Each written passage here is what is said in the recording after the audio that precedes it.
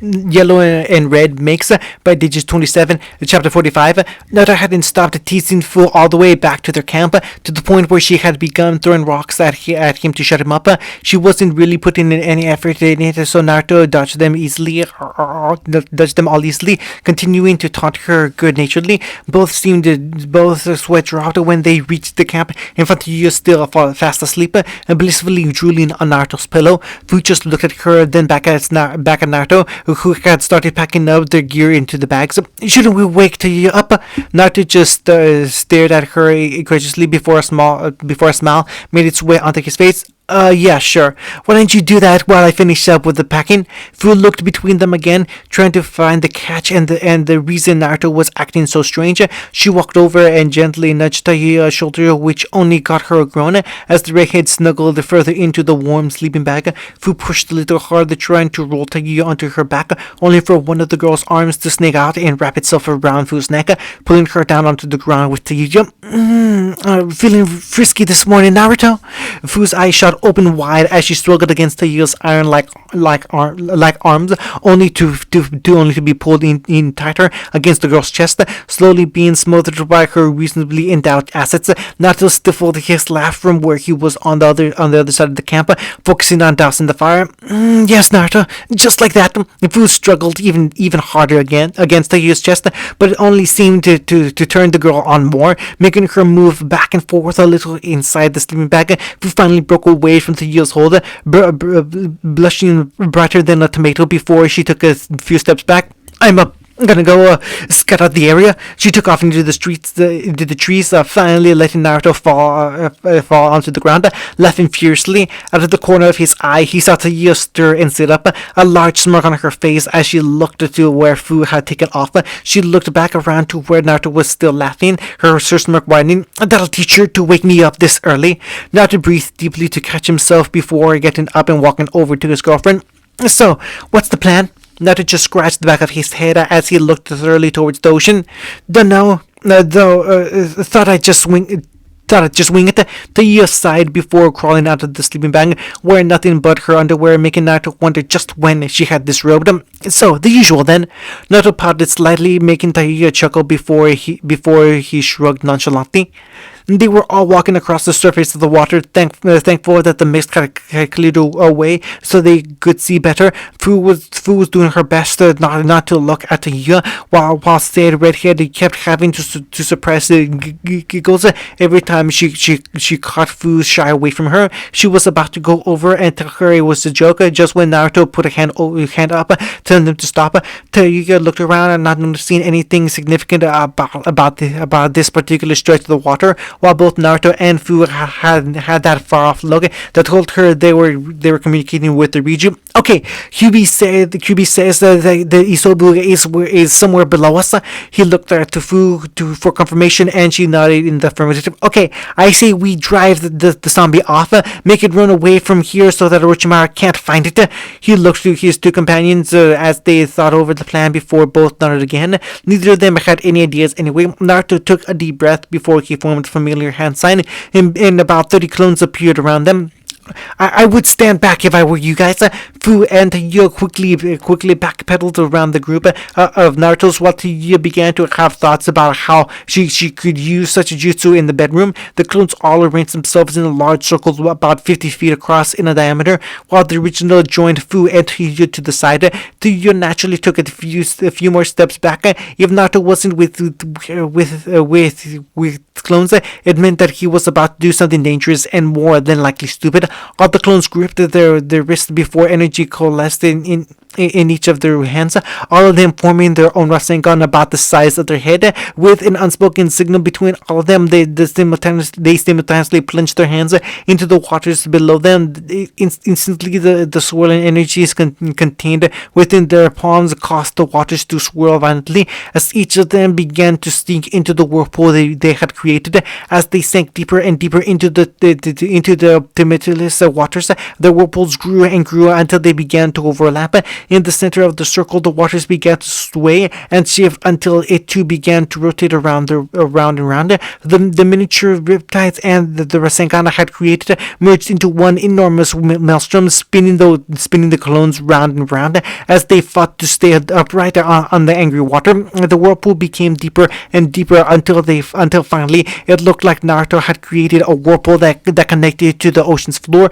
Fu and Tayuya could only watch in amazement as Naruto practically bent the ocean to his will, opening up a void in the water that they could see straight down to. Right at the bottom, now disturbed from its slumber, they saw one great eye crack open and stare up at them angrily. An enormous roar resonated from the nearby area as the sunbai stared up at the three people who had caused him to wake up.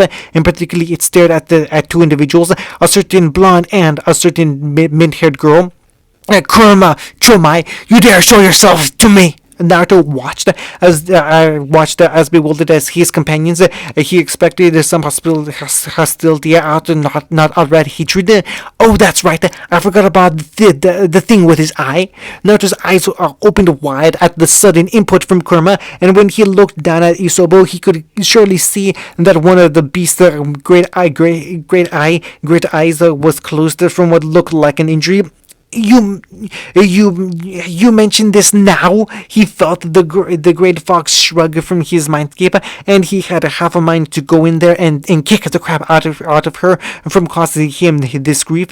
He would have, except for the massive shrimp-like tail that shot out of the vortex he had created before. He had created before two more joined it and plunged into the side. The delicate balance was disrupted, causing all the clones to lose their footing on the Rasengan to dissipate. The ocean water around the whirlpool heaved for a moment before all of its pent up energy crashed back in, trying to crush anything inside. Fu, Tayuya, and Naruto all had to fight to stop themselves falling into the water as huge waves threatened to cascade over them. Fu immediately took to the air, rising high above the dangerous tides, while Tayuya and Naruto dashed for the shoreline, actually outrunning a wave that was following them. They reached the sandy beach just as the small tidal wave crashed down behind them, managing to thoroughly soak them both. Tayuya just stood there fuming as Naruto looked back over the now calm aging waters, while Fu gracefully dropped in from the sky, allowing her wings to hold back into her back. Well, that fucking worked out great. Got any other bright ideas, fucktards? Naruto shrugged idly, with his hands up at his chin. He had a few more ideas, but after that little display from the sunbai, he figured they would work just as well as his first. Nope. Fu, the young girl just turned shocked that he was asking her, but shook her head anyway. Well, then we're just stuck until whomever Orochimaru sends gets here. They'll probably have a way of getting the zombie, probably the child they're going to use as a Jinchuriki. Our priority should be getting that child away from them. After that, it's eliminating the Sound Ninja so they can't try it again. Tayuya looked highly annoyed, but she nodded anyway after a sigh. Fu seemed more hesitant, but after a gentle smile from Naruto, she also agreed. But so that was what they did. All of them moved back from the shore and took up a position in the trees overlooking the coast. They spread out to cover more ground, and occasionally Naruto would dart between them using his Fuji no Iki to check up and see if they spotted anything. After about 3 hours of this, they were all growing bored, wondering if those rumors about Orochimaru were in fact that rumors. Finally, Naruto spotted something. A small group of odd-looking people emerged from the tree line, their eyes darting around for enemies. And they were 7 in total. A strange, effeminate man in a full body blue slime suit, a squat man with grayed skin and a strange device strapped to his arm, a taller man with the dark gray hair and a gas mask, a bulky man with a narrow face, a younger man with a cocky grin and a scarf wrapped around his neck, and finally a tall woman and a smaller child. He groaned when he recognized Gurren and Yukimaru before his eyes turned hard as steel. He should have known he was the Jinchuriki to be. Why else would he be out here? he couldn't prevent the small groan that escaped his throat. But luckily, none of the newcomers hurt him. For now, he intended to just to observe and see how they intended to bring out the standby, but not before he sent a message along to Yu and Fu, telling them not to interfere for now. He watched as the odd group walked up to the highest point on the coast, a large cliff that overlooked the calm waters. They seemed to send Yukimaro out in the front of them, while the others took up protective positions around the boy. Naruto watched in fascination as Yukimaro looked out over the ocean before taking a comforting glance back at Gurren. He turned around and with more confidence, he began to scream. It wasn't a normal scream. This one seemed to resonate off of everything in sight.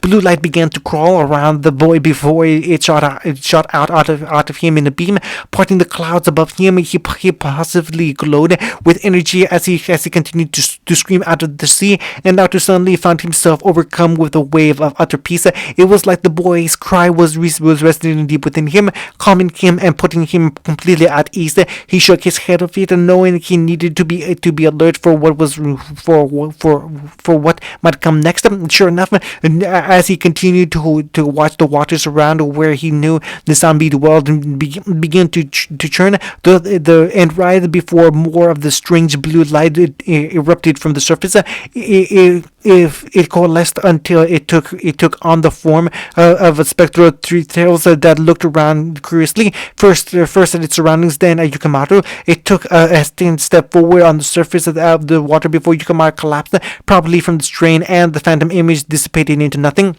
Naruto couldn't tear his eyes away.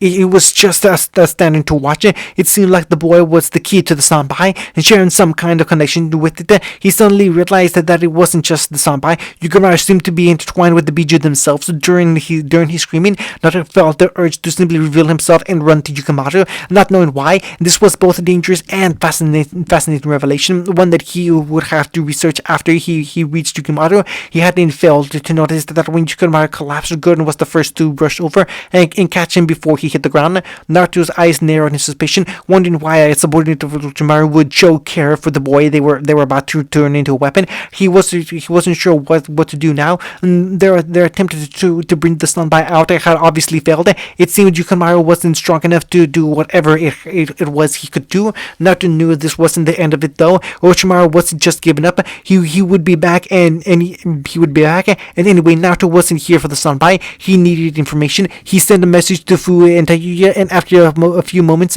the two of them appeared near him, also looking out over the strange scene with interest. So, what now? They failed, right? Naruto just nodded, his eyes still fixed on Yukimaro being cradled in Gurren's arms.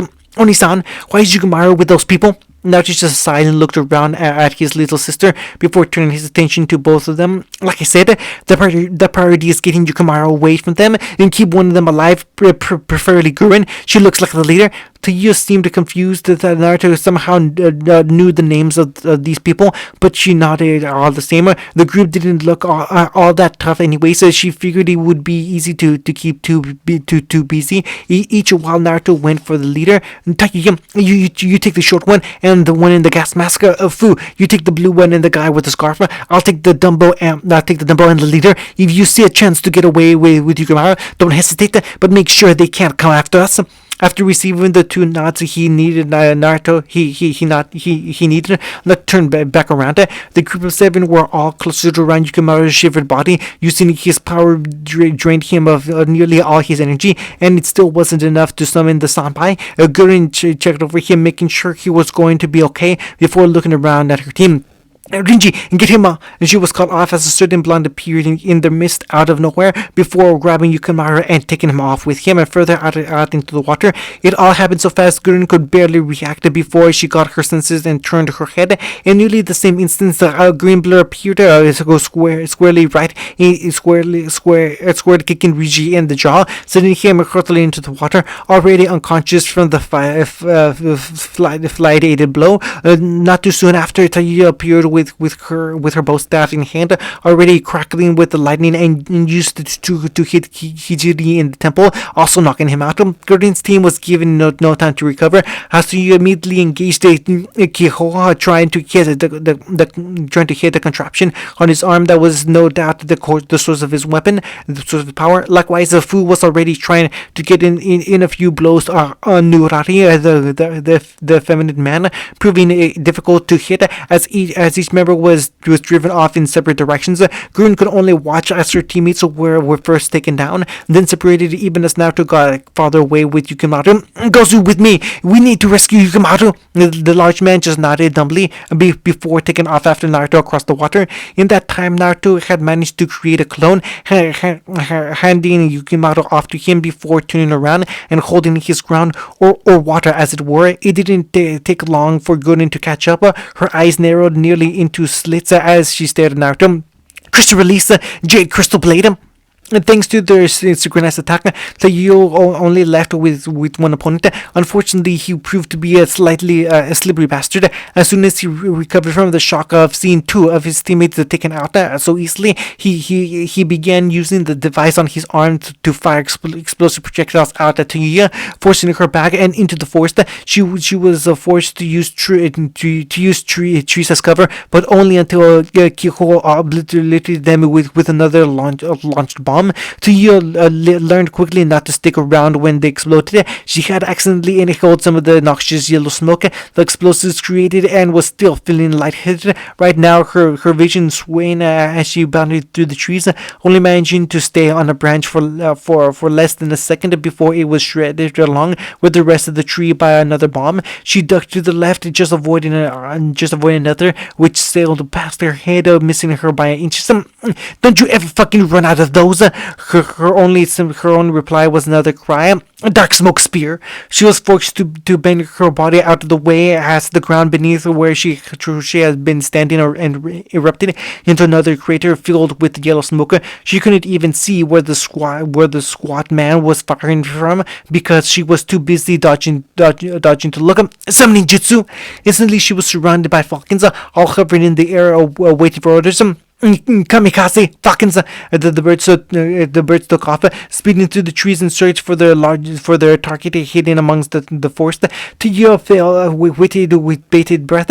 Her vision finally allowed it to clear as she waited another explosion that never came. She continued to wait, her hand on the ground as she crouched, just listening for any sign of movement. She heard an explosion not too far from her position, followed by a few more of Kiko. By a few more as Kiko tried to radiate the birds before they could get close and give him a taste of his own medicine. Taiyo sprang to her feet, moving off through the trees as silently as possible in the direction of the explosion. A smirk on her face as she radiated her staff when she came across the clearing where Kiko was rapidly firing into the mass of birds, trying to blow him up. She waited until his back was turned before jumping down into her staff, down with her staff raised as she felt a large arc of lightning danced across the metal of her staff, giving her a tickling sensation as it ran across her body. Bass, drop him. Her staff struck the ground, creating a shock wave that literally rippled the air maliciously around her. The ground cracked and warped as lightning crashed through the earth in the direction of Kiko, who could only look around in shock before the ground beneath him caved in. He suddenly found himself encased up the waist in the earth, unable to free himself, and that gave the falcons swarming around him enough time to hone in on the target. They screamed down on him, their wings set ablaze as they did so before they all impacted with the ground, sending up miniature mushroom clouds from their attacks. Taiyo walked calmly from the edge of the clearing, waiting for any sign of movement from inside the cloud of dust and debris. When she saw none, she smirked victoriously, already turning around to leave. Not so fucking tough. She regretted those words as she heard another cry. Smoke dragon! She pivoted on one foot, just able to get get away as a massive dragon comprised entirely of thick white smoke charged at her, impacting into the ground where she had been. It crashed in, returning to smoke. But as soon as Theo took a reliable breath in, it simply reformed itself, charging her again. This time she wasn't fast enough to dodge and could only bring herself staff up in defense. She spun the metal rod until it was just a circular blur of light in front of her, acting as a shield that would block most attacks. Unfortunately, the dragon passed right through her shield, only getting slightly warped as it moved through the blue circle. Tayo suddenly found her head encased in smoke, unable to breathe in case it was poisonous, and when she moved, it just followed her. Her vision was obscured, and her eyes were already starting to water. It was times like these she really wished she had a wind affinity like Naruto. He could simply blow this thing away. She couldn't speak to call out a jutsu, and as the seconds passed, it looked more and more hopeless. She needed wind or something to draw away the smoke before she suffocated. Her staff was still out in front of her, spinning madly, forgotten as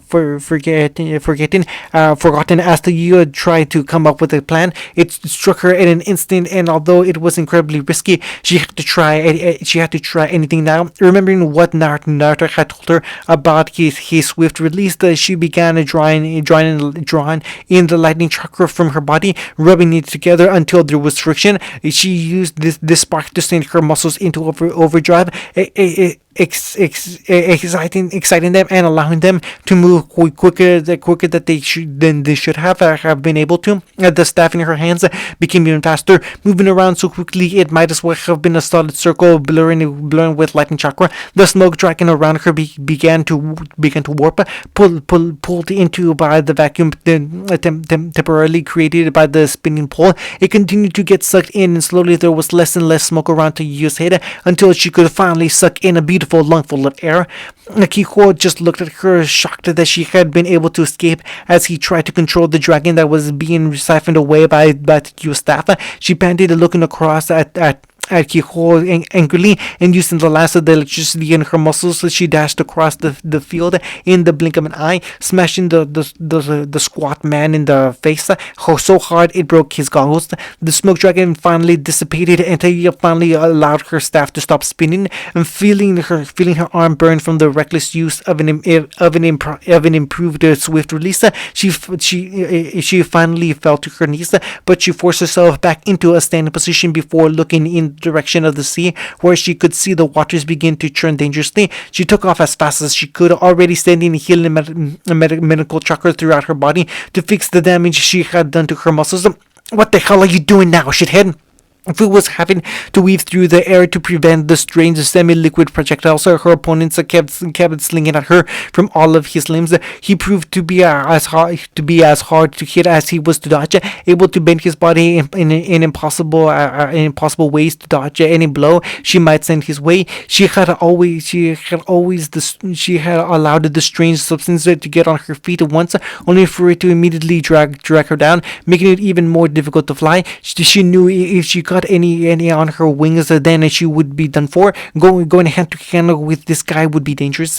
She took a deep breath in before swiveling in the air and exhaling her golden particles. They immediately caught the light, reflecting it and intensifying the reflection light to blinding proportions. Nurari just did something strange with his slime suit. The light getting bent around it until he was protected from the blinding rays and made invisible to Fu at the same time. She lost sight of him as he disappeared further into the forest, drawing her in. She had to dodge suddenly, using a nearby tree to kick off as fast as another glob of slime tried to hit her in the face, which would have surely suffocated her if she allowed body to hit home. She still couldn't see her opponent as they used that strange light bending technique to mask themselves. Now she found herself dodging slime when she didn't know where it was coming from. She would hide behind a tree only to see some flying at her from the front. She was amazed at how quickly Norari could change his position, but this wasn't really the time to be congratulating her opponent. If she couldn't see him, then she would have to find him another way. She only wished that she had a lightning affinity like her brother. The slime seemed to be water based, and she could just shock him. No, she had a wind affinity, which she saw very little use for in this situation. Even with all of Naruto's training, she took she took to the skies again, trying to gain some height so that she could get a better fix on her opponent. She tracked a few of the sticky projectiles as they were launched at her, dodging them with ease before noting more coming from another seemingly random direction. Unfortunately, she forgot the main rule of gravity: what goes up comes back down. She felt the sticky slime impacting with her wings, locking them up as they were forcibly stuck to her back. Her eyes opened wide as she was forced into a plummet, unable to steer herself or recover as she plummeted down towards the ground. She managed to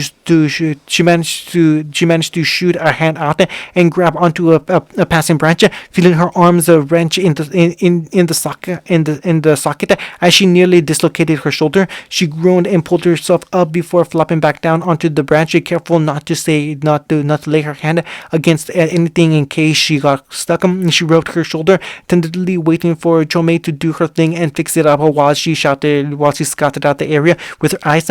All of a sudden, she caught the slight warping of the area on a tree branch not far from her and flung her arm out of the way before a glob of slime could ensnare her completely. As she jumped, she threw a few kunai the direction she had seen Nurari's last, only for him to reappear and catch all the kunai on his arm, the slime acting like a buffer to catch him, to stop him getting hurt. Wind style, wind shuriken! As she threw out her hand, even as she was falling, sitting out of 5 or 6 shuriken comprised entirely of routine wind. They shot through the air at her target, ripping through the slime he had put out to defend himself, and actually managed to draw blood for once. She heard him cry out in pain in an all too girlish scream before she latched onto another tree trunk, using it to launch herself back onto the branches she had been on before. She reached Nunari just as he was scratched over, clutching the wound on his arm in pain. Wind style, grand wind shuriken! She had launched the larger than normal shuriken at Nunari, satisfied as it tore through his torso, nearly bisecting him in two. She felt slightly ill at the slight, but was forced to overcome it when she saw the clone simply dissolve into a pile of slime. Again, she had to dodge out of the way of another glob of slime, really starting to get pissed by this slippery asshole. She turned, located by the warpings of light, and forced the wind chakra through her tenkutsu, blasting off the branch like a small rocket, so that her fist could impact with the only part of Nurari that wasn't covered by the slime suit, his face. He keeled over in pain, clutching his broken nose as Fu waited to see if this would just dissolve into a clone as well. My nose! You broke my nose! The familiar man just looked up at her in pain as she kicked him in the face, knocking him out cold. The slime on his suit meant he adhered to the branch, so she didn't have to worry about him falling off. She looked around, seeing the sea where the waters had begun to pick up, churning dangerously in what looked like a miniature maelstrom. Oh no! Oni-san! Naruto ducked under another swing of Gurdon's crystal blade, blocking it with a kunai strengthened with wind chakra. As it came around again, this went back and forth for a while, neither really gaining the upper hand until Naruto finally noticed an opening in Gurdon's defense. He lashed out with the leg, intending to hit her in the side and wind her until his clone could safely escape with Yukimaru. To his surprise, when his leg connected, it felt like he was striking a solid wall, jarring his body, and giving the woman enough to lash out at him. Managing to draw her blade along his chest, Naruto backflipped away on the water, putting distance between himself and the crystal user. He looked at her and tried to look out to find out and tried to find out why his kick had failed. He just managed to see the glint of light reflect off her crystal armor before he was forced to duck again as an enlarged arm tried to strike him. He turned his attention to his second opponent, the brute of a man who was able to change any part of his body into mud at any given time. Luckily for Naruto, all earth techniques were weak against lightning, and they just happened to be standing on a large body of water. He reached his cloak before either of his opponents could stop him, and drawing out a scroll before unsealing its contents. The two falling out and into his hands. He could feel them almost buzz with excitement at the opportunity to be used again after so long. He obliged them, holding them up in the air as the already dark clouds above them, thinking the arcs of electricity already passing through them. Lightning style, lightning ball, a single beam of lightning shot down from the heavens, striking the upraised blades as they crackled with raw power. Instead of being grounded through Naruto's body, he forced his chakra into the blades, using them to capture the electricity, for focusing it into a ball between them. As soon as he thought it was big enough, he plunged the two swords down, releasing all the stored energy as they discharged the ball through the water below him. It spread out in the milliseconds, arcing up Gozu's body until Naruto could see his skeleton. Although he knew it wouldn't be enough to kill him, he only wanted to incapacitate. Good, on the other hand, seemed relatively unaffected. The translucent armor encasing her body chipped and cracked a bit, but she was otherwise unperturbed. He raised Kiba towards her and pointing the ever so slightly vibrating blade towards her. "Give up! I won't let you turn Yukimaro into a Jinchuriki." Gurren just sneered at him, enlarging the blade across her arm as she charged at Naruto, who simply raised one of the kiba up to block the striker. Gurren had expected her blade to simply cut right through the strange tatos, but instead, when she tried to cut them, her arm blade was bisected. Without Naruto even having to apply force, there was a reason they were known as the sharpest blades in the Elemental Nations. Yukimaro struggled in the clone's arms as he continued to run away from the growing battle, dashing across the water. "No, stop, Gurren! What about Gurren?" The clone tried to ignore the boy's pleas as much as possible, knowing that if he let him go with those people, he would be subjugated to a life of misery as a Jinchuriki. They both heard the thunder in the air before both turned to see the single bolt of lightning come down and strike the area where Gurren and Naruto had been fighting. Yukimaro's eyes opened wide, fearing the worst for the woman who had shown him kindness after so long. "No, Gurren!" The clone found that the boy's struggles increased as blue fire erupted all around him, encasing him and nearly burning the clone. The energy shot straight up into the air, parting the clouds in the swirl as Yukimaro cried out. Naruto was finally on the offensive, swinging the kiba where he could, occasionally grazing Gurren's armor. Whenever Gozu recovered, he would simply shock the water again, putting him right back down. He wasn't very skilled with the two swords, but he didn't really need to be. He just needed to get one lucky hit in. All three combatants felt like it was the water below them.